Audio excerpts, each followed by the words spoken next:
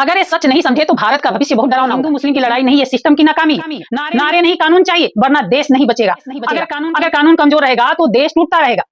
वंदे मातरम। मैं हूं अमृता राष्ट्रवादी, जो भी बात करती हूँ राष्ट्र के हित में करती हूँ और तथ्यों के आधार पर करती हूँ। क्या सच में देश की सबसे बड़ी समस्या हिंदू मुस्लिम है, या जातिवाद, या धर्म से धर्म का टकराव? अगर यही समस्या है तो सिर्फ भारत में ही क्यों है?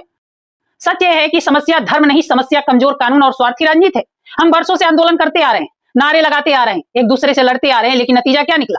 देश और ज्यादा बढ़ता गया, समाज और ज्यादा जहरीला होता गया। कड़वा है लेकिन यही सच है। इन समस्याओं का हल ना आंदोलन है, ना नारेबाजी, ना युद्ध और ना ही वोट की राजनीति। इनका एक ही इलाज है, कड़े, समान और बिना भेदभाव वाले कानून।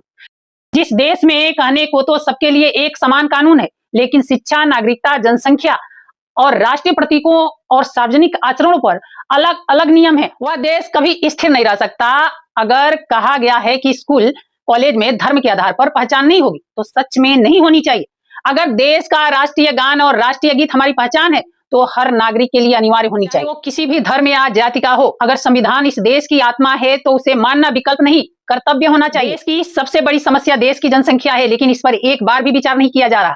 अगर जनसंख्या यूं ही बढ़ती रही तो आने वाले समय में न सांस लेने की हवा बचेगी, न पीने का पानी, न रहने की जगह। इसलिए जनसंख्या पर सख्त नियम आज की जरूरत है, न कि कल की। शिक्षा की बात करें तो शिक्षा मंदिरों, मदरसों या गुरुद्वारों की जिम्मेदारी नहीं होनी चाहिए। शिक्षा सिर्फ और सिर्फ स्कूल और कॉलेज की जिम्मेदारी होनी चाहिए। वहां पढ़ाने वाले शिक्षक सिर्फ डिग्री वाले नहीं, बल्कि ज्ञान और चरित्र वाले होने चाहिए। कई जगह शिक्षक खुद पढ़ाने लायक नहीं है, लेकिन भविष्य की पीढ़ी उनके हाथों में सौंप दी गई। नहीं तो क्या है?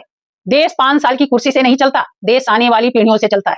आज हम जो हालात बना रहे हैं, कल इन्हीं हालातों में हमारे बच्चे, हमारे परिवार, हमारी अगली पीढ़ी जाएगी। जब तक हम देश को धर्म से ऊपर, राजनीति से ऊपर और स्वार्थ से ऊपर रखकर नहीं सोचेंगे, तब तक देश की समस्या खत्म नहीं होगी। देश भावनाओं से नहीं, नियत और कानून से चलता है। अभी समय है, सोचिए, क्योंकि सवाल राजनीति का नहीं, भारत के भविष्य का है।